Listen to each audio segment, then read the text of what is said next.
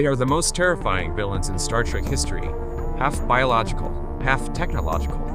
A hive mind that strips away everything that makes you, you. But here's what the producers didn't want you to think about while you were hiding behind your couch cushions. The Borg were built on a shoestring, recycled parts, hot glue, hardware store plumbing supplies, and one geometric shape that saved the entire art department from a nervous breakdown. This is how an underfunded TV production created one of science fiction's most iconic monsters, and what that tells us about the economics of visual storytelling.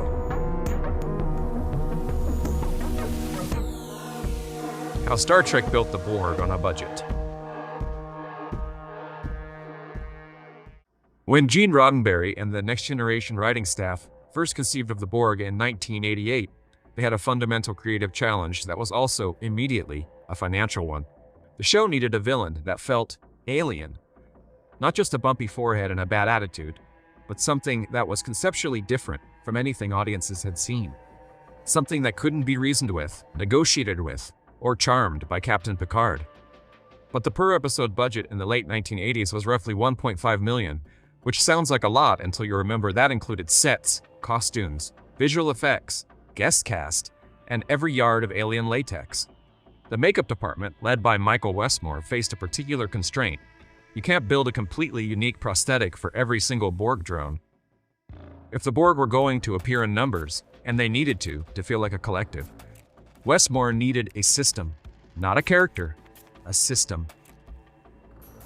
Here's the brilliant low-budget move at the heart of Borg design. The costumes were never finished. That was intentional. Costume designer Dorinda Wood and her team built a base of black wetsuit material, cheap, flexible, available in bulk, and then attached found objects directly to it. Pieces of plumbing pipe, vacuum cleaner parts, circuit boards pulled from discarded electronics, film canisters.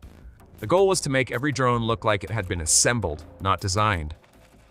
This approach had 3 budget advantages, hiding inside one creative decision. First, found objects cost almost nothing compared to custom-built props. The art department could raid hardware stores and electronics recyclers. Second, no 2 drones had to look identical. Variation was built into the concept. A drone assimilated from a human engineer might have different implants than one that had been a Klingon warrior. So reusing the same base costume with different junk attached was not a cheat. It was world building. Third, the unfinished look meant that you could add to costumes over seasons without anyone noticing the continuity errors. The Borg were supposed to be perpetually upgrading. A staple gun in 20 minutes was all it took. The facial appliances followed the same logic. Modular pieces that Westmore's team could mix and match across different actors, rather than sculpting a unique prosthetic face for each performer. Now let's talk about the ship. Because the Borg cube is the single greatest budget hack in Star Trek history, and it was hiding in plain sight.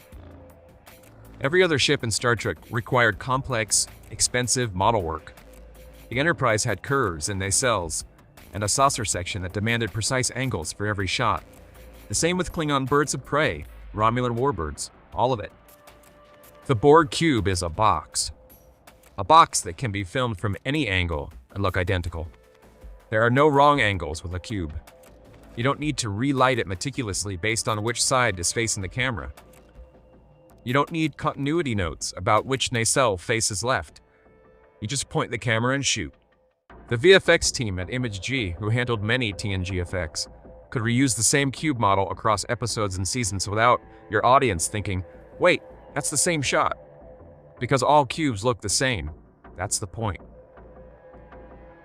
And the texture, that dense grid of technology covering every surface, was achieved with a technique called greebling, adding intricate, repetitive surface detail that reads as complex machinery on camera, but can be reproduced cheaply through casting and repetition. Starship battles in Trek usually demand careful choreography of which ships are where. The cube just arrives. It doesn't need to bank or turn dramatically. It stops. It says, resistance is futile. The camera has to deal with that. There's one more cost-saving element that's almost too elegant. The Borg don't have individual characters. Think about what that means for a production budget. Every villain you develop as a character costs money. Guest cast fees, scripted dialogue, costume fitting time, makeup chair for hours for a specific face.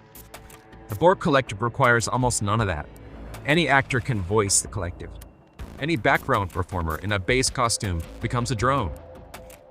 You never have to explain why a drone looks different from last week, because drones are interchangeable by design. The one exception, the Borg Queen, introduced in First Contact, proves the rule. She was expensive. She required a unique performance, a complex prosthetic, and individual characterization. And the production used her sparingly, precisely because individual Borg identity costs money.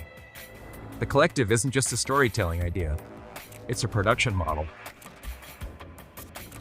What the Borg tell us as a production case study is that the most enduring science fiction designs often emerge from constraints, not in spite of them. The found object costumes feel authentic because they were built the same way a machine civilization actually would build things, pragmatically, with whatever was available. The cube is terrifying because it makes no concessions to aesthetics.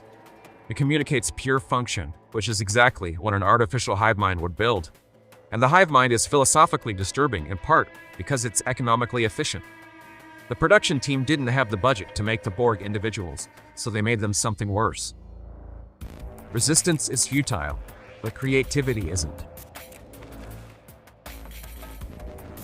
Thanks for watching. This is Latinum Budgets, the secrets of Trek, production, and budgeting. Please subscribe and check out our other videos.